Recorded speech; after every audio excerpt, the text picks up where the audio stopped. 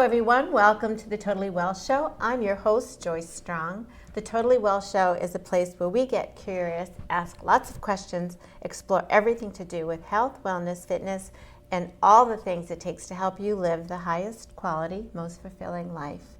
I have a return guest. It's getting to be a habit of mine now. Oh, by the way, before I introduce my next guest, I want to remind you that the Totally Well Show is seeking sponsorship. As are all the shows here at the Groton Channel. So sponsorship can be a money payment for mentioning your business, or something in kind, which is a one-off opportunity that we discuss. So reach out to the Groton Channel, www.thegrotonchannel.org, or to me, and we'll tell you what to do next, so you can find out the benefits of sponsoring a show and supporting the great resources we have available here to all Groton residents. So back to my guest, Rob Rains. Hi, Rob. Hi, Joyce. How are you? I'm good. It's so happy to see you again. Rob has been a guest here before, so make sure, I'm not sure what episode it is, but make sure to reach back and see his previous talk. We're going to dig a little deeper today. So Rob is a professional speaker and a transformational coach. His website is powerfulidentity.com, and you'll soon find out why he named his practice and why he goes under that name. And we're going to be talking about 7 power shifts today. Well, we're going to talk about one, but generally we're going to get an idea of 7 power shifts that in your identity that can help you make big changes in your life. So, great. Sound good? Yeah, great to be back. Thanks. You're welcome. So I wanted to clarify for people, because I've had a lot of people named coach on this show, and they're all different. Every single one of us. You're a coach, I'm a coach, but we're all very different. So you call yourself, and I know what a speaker is. So I've heard you speak. I've seen you speak on video, not in person. But what's a transformation coach to you? How do you define yourself? Sure. And there are probably different styles or flavors of transformation coach as well. But what I specifically work on is helping clients overcome the mental blocks, overcome the blocks in their head. I work specifically from the neck up. I partner at times with personal trainers who work on the physical side of things. They know all the laws about the physical body and how that works and how to maximize that performance. I do not. But a lot of times they'll have a client that has a mental block that is preventing them from eating properly or preventing them from being able to perform optimally in a physical fashion. And so they'll come to me and I'll help them remove the mental block so that they can continue and progress in their physical journey. So it's really transforming the way they see themselves? Very much so. The way they identify. Transforming the image of ourself, the identity of ourself that we have in our brain, because that identity becomes either inhibiting or enhancing to whatever it is that we're trying to do. Got it. So powerful identity, the name that you chose for your URL, for your website, and for your practice, really speaks of the power of the identity we decide to own. It does. The idea first came to me as I was reading a book called Psycho-Cybernetics, which is just about a surgeon who did facial reconstruction surgery and noticed that people's abilities and personalities and even their mental capabilities, which have nothing to do with our face, but their mental capabilities, their confidence, their ability to do certain things, their ability to earn money, their ability to do well in school, transformed dramatically after just basic reconstructive surgery to their face or scars or other things on various parts of their body. And that idea, he presented the idea of an identity and being something that guided us in becoming our best selves, and that was fascinating to me.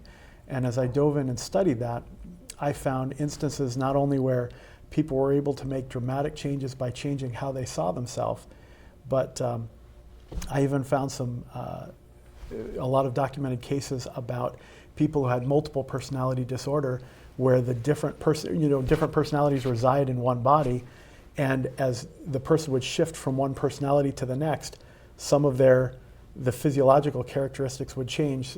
For example, They might gain or lose diabetes, or they might gain or lose an allergy or a gluten intolerance. And I found that fascinating. I assumed those were tied to the body, but in many documented cases, those are tied very much to what the mind believes the body has as its limitations. Wow. Now, I know you personally went through, from our previous show and knowing you, getting to know you over these last few months, that you personally had a tremendous change in your lifestyle, and your outside has changed, the way you look. So I saw a picture recently that you posted from last year, and it's what, 190 pounds? About 195 pounds. Holy smoke. It's a little over a year. It's been about 15 months for that transformation.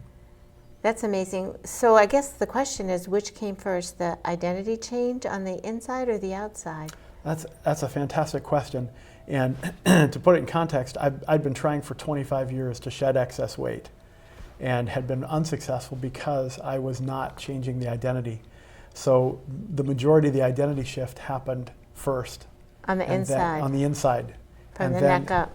From the neck up, absolutely. And then as that, I began working also, and as the habits increased, the physical habits, the dietary habits changed, they supported and bolstered that new identity, and the new identity made it much, much easier to stick to those habits. So you had to stop standing on the scale and stop looking in the mirror so much as far as how you looked, and you had a mental vision of how you looked, and you lived into it? That's a part of it, yeah. There was creating a mental vision. It's hard, I'll admit, especially with a physical change, when you're trying to lose 200 pounds, creating a mental vision of your skinny self, especially if you haven't seen them in 2 or 3 decades, that's kind of hard to do. And so rather than seeing a result, rather than focusing on, here's the size that I want to be, I began to say, here's who I want to be. I want to be a healthy person. I want to be someone who follows these habits. I want to be someone who avoids this and does this. Yeah. And as I took on that identity, that of a healthy person, that's something I don't have to wait 200 pounds to walk into. I can be that as a 400-pound person, or as a 370-pound person. That very day, I can be a healthy person that day. Yeah. I can be healthy today. So our listeners can be healthy today if they follow some of these techniques. Absolutely. So I know that you have something that you call the 7 power shifts. Right. And we talked about it last time. Can we name them? Can we go through what they are, and then maybe pick one that you like, that could be a really easily transferable skill to leave people with today, a good takeaway? Absolutely. The way these came about is I was about halfway through my journey. I'd lost about 125 pounds. And I had a friend, she's now a client, so I'll call her Mary for an anonymity. But Mary came to me and said, how are you able to do this? How are you able to lose this excess weight and keep that and sustain that weight loss and not fall off the wagon and not go back to your old habits? And I mentioned to her, I said, this has really been a change in identity. And she said, how do you do that? How do you change your identity? And I said, what is probably the most intelligent thing I've ever said, I said, I have no idea. Let me go figure that out. And I went home and did a lot of meditation and writing and really thought through some things. And I came back some weeks later and said I was able to identify 6, and then I later added another one as I parsed that out. So I was able to identify 7 specific changes that I had to make in my thoughts, language, syntax, attitudes, behavior, associations, and those 7 shifts allowed that identity to change. It kind of opened the gate for that to change. So I'm going to do like a quick rewind, because it's a lot of information you just gave there. What I noticed was that you had a client. Was she a client then, or just a friend? She was at that time a friend who I was just sharing my journey with, and she was transitioning into being a client. So she put some urgency there, where she asked you a question, and you had the humility and vulnerability to say, I don't know. But that led some urgency there for you to say, well, if I'm going to move forward in helping Mary, or helping future clients. Maybe you hadn't even decided to be a coach yet. I hadn't thought much about coaching, but I was in association with several people through support groups that were struggling with the same things that she had mentioned. Yeah. And I realized, if I can find this answer, I can help a lot of people. A lot of people, Yeah. right. So I love that I'm teaching some lectures this fall. Mm-hmm. I'm working on the PowerPoints on things I need to learn more about. I want to know more about. But now that I've committed, so when you make some sort of a commitment, then now you've created that urgency and now you do the work that had to happen. So that was one big takeaway I just got from that, which was great. And you listed off the 7 things really quickly. Absolutely. Can I write them down? Sure. The 7 shifts are powerful thoughts. Mm-hmm. The second is powerful language.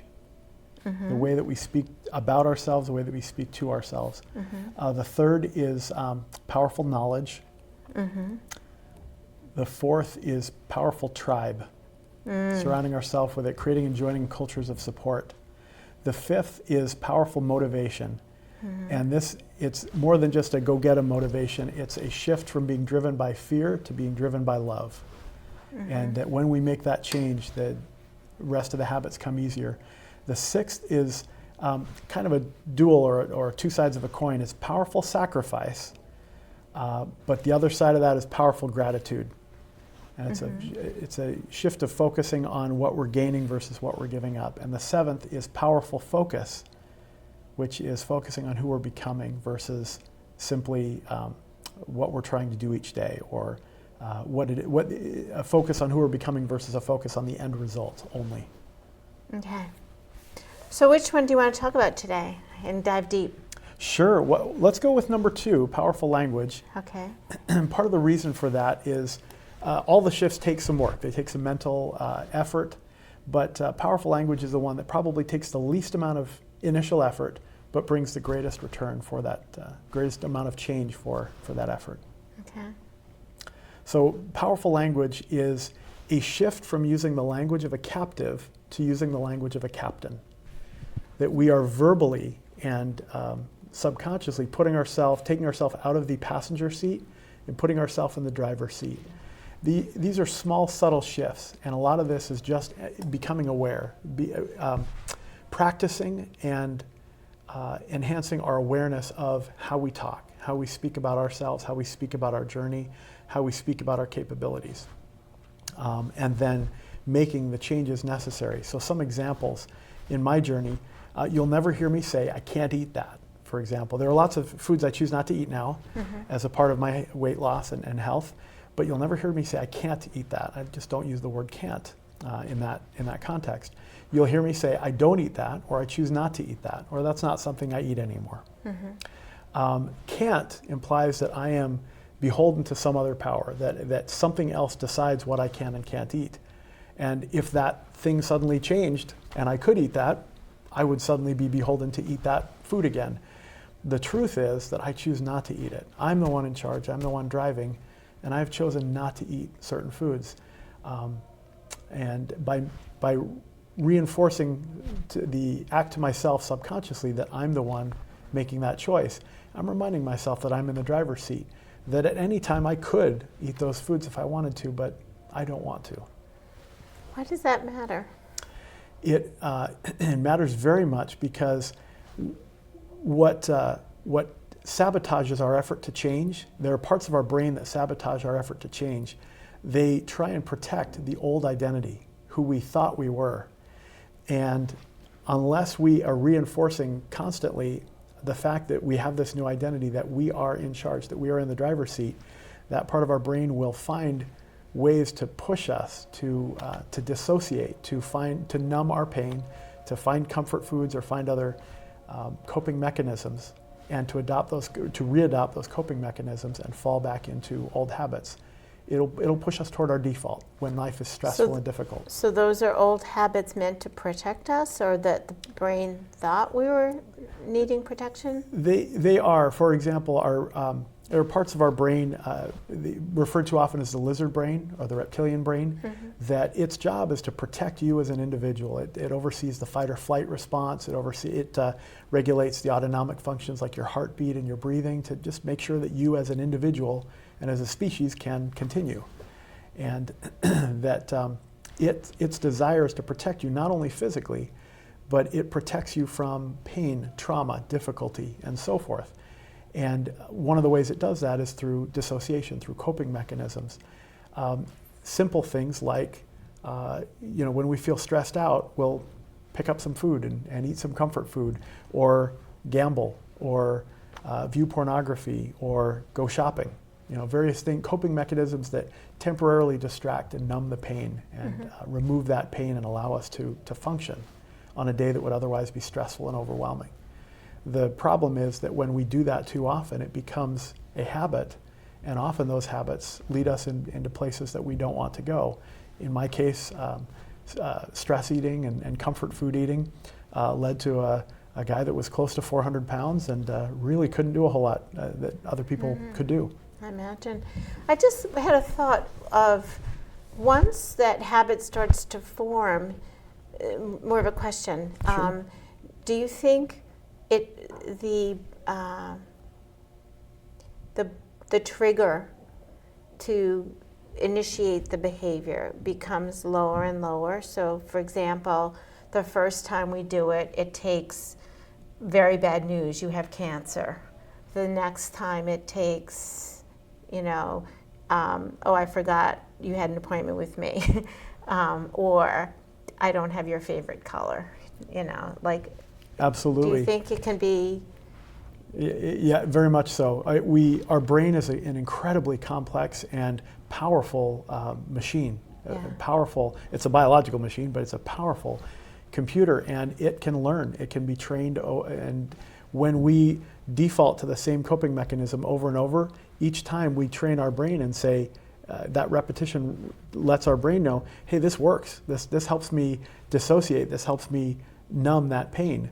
This worked. Let's do this again. Next time I feel stress, reach for the candy bar before the stressful moment even arrives. When I'm just anticipating it or thinking about it, let me reach for the muffin or reach for the candy bar at that moment. So something bad no longer has to happen. It just jumps right to the disaster reaction rather. You can simply be anticipating it, fearing the bad, fearing the reaction or fearing the difficulty, and that fear will drive us to go to the candy aisle in the grocery store.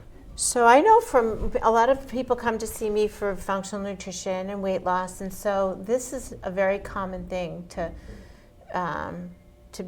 talk with people about that first step, and they often can't even, especially if they've struggled for years and in their mind explored everything, and they're convinced that they're the only human on earth who can't lose weight.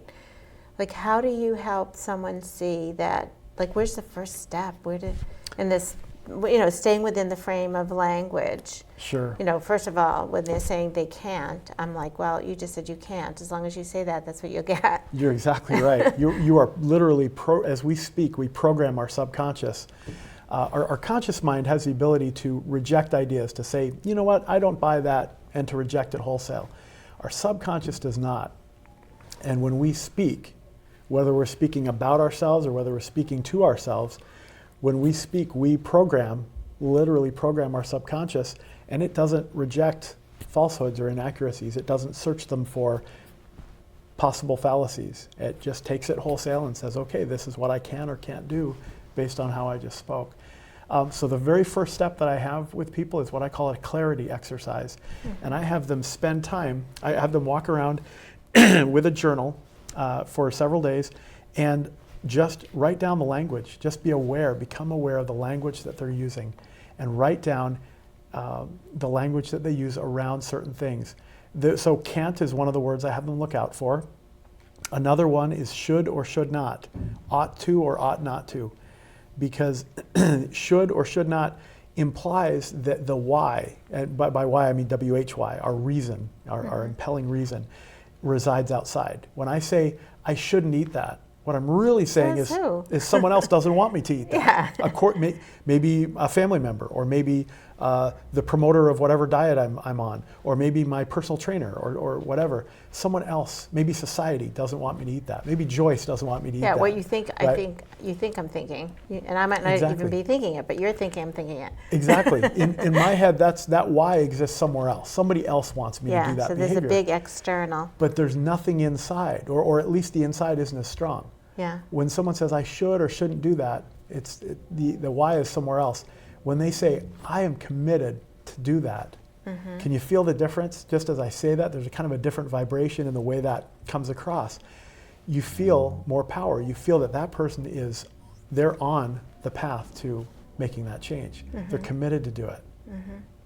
So you start off with somebody to just notice what their language is, and then the next step you have them experiment with shifting. Is that what happens? We change that language. Yeah. We specifically, we identify the language that's not serving. We replace it with language that does serve. And in some cases I make the recommendation, if they're using the word can't, I say, well, let's use don't or choose not to. But sometimes they'll find other language that's completely different. So a recent example is actually not food related at all. A recent example is a man I'll call John.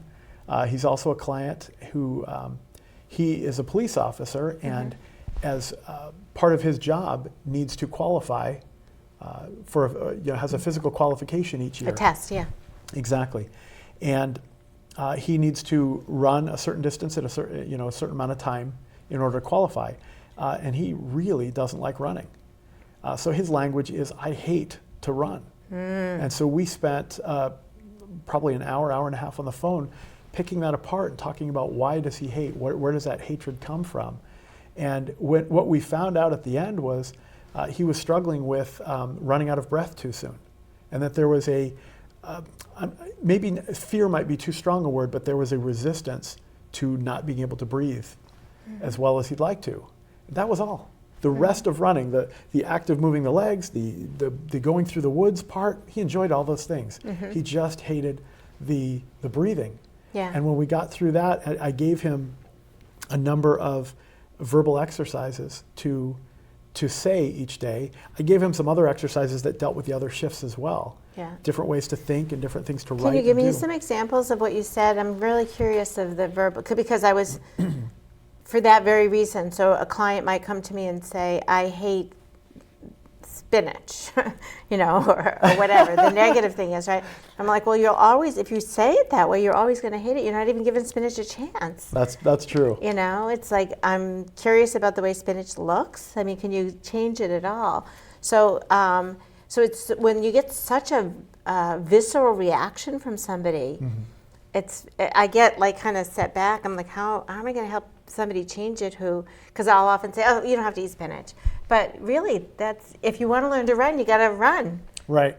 And if you want to be healthy, you do need to eat green things. You need to eat, yeah. And if you want to get your nutrients, it might not need to be spinach specifically, but it's going to be similar things to spinach. And you may find that spinach is your best friend, ultimately. But absolutely. So, so the exercises, I'm very curious on how you jump that Grand Canyon. Well, a lot of what drives our behavior is really emotion. We as humans, we love to believe that what drives our behavior is our conscious thoughts. Yeah. And that's simply not true. The multi-billion-dollar advertising industry has banked every penny on your emotions driving your behavior and not your thoughts. Yeah. And that is obviously that's the truth. And I think David Meltzer says we make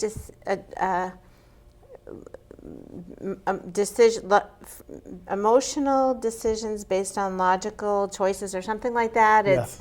So we play it out, but it's basically still the emotion. Absolutely. Yeah.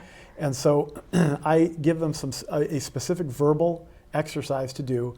And I'll explain it really quickly right here. There's a part of our brain called the amygdala. Yeah. And the amygdala is one of its jobs is to be basically a database operator. It searches through our past memories, and you probably know this better than I. So I'm telling Michelangelo how to paint here. But the amygdala looks through the database catalog of memories and says, here's the last time that you felt that you ran into a situation like this.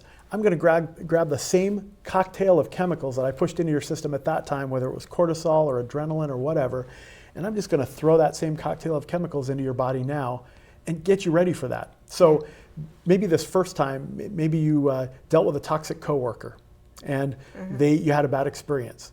And you felt angry, you felt frustrated, you felt adrenaline and cortisol fill your system. Your body hunched over a little bit, you didn't breathe as deeply, you weren't in problem-solving mode, you were in fight mode, right? Or protection mode.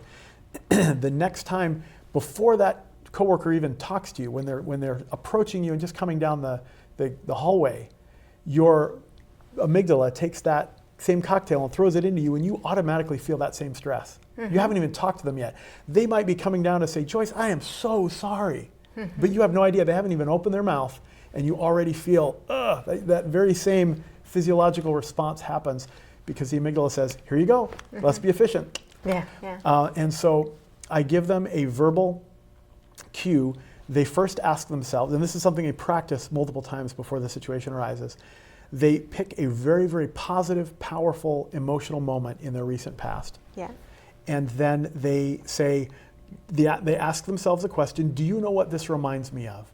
This reminds me of, and they describe that moment. They have to visualize the moment, see it, feel it. But by asking the question, do you know what this reminds me of? It shuts off the amygdala. It says, amygdala, I've got this, I'm going to handle this. Now you're shifting to the prefrontal cortex. Exactly. Now prefrontal cortex is in charge. And the limbic brain too, because it floods you with that positive emotion. And then the prefrontal cortex with the positive thought. And you say, this reminds me of, and you put in this powerful positive emotion. Now it's a little white lie. It doesn't really remind you of that. But by saying that, you've quieted your amygdala. You've filled yourself with a positive emotion. Your physiology changes. You're now standing up straighter. You're breathing deeper. Your mind is no longer in fight or flight mode. It's in creative problem solving mode. It's in happy mode. It's in, hey, I can do things mode. And this is an exercise I gave to John and said, in the middle of your run, just before you start to run out of breath, I'd like you to begin to do this.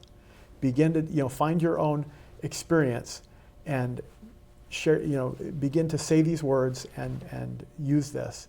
And I'm checking in with him later this week to find out how that's going. I'm excited to see the change that makes. So what it might remind him of at that point is intentionally something positive? Yes. Okay. That it will fill him with those same positive emotions, but the whole idea behind the positive emotion is not just to feel good, but that it will change his physiology. Your chemistry. He'll be standing up straighter. He will not feel stressed.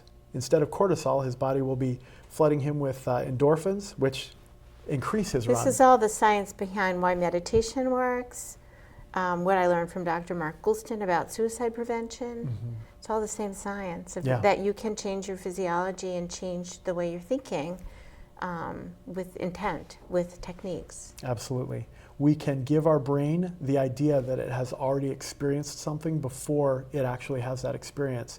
And by doing so, it leads us into becoming the person who consistently has that experience. And in fact, my next guest is a functional neurologist, and we're going to talk about that specifically, that you can change your perception of pain. So that's fascinating. Yeah, same science. Guess what? We're out of time. Oh, all right. I know, it's like we just got started, man. But I love talking with you, Rob. You're such a wealth of knowledge, and you're an inspiration beyond belief to me. Likewise, thank you. Yeah, so we'll do this again. I look forward to it. Yeah, well, thanks for coming today. Thanks, Joyce, you bet. Yeah.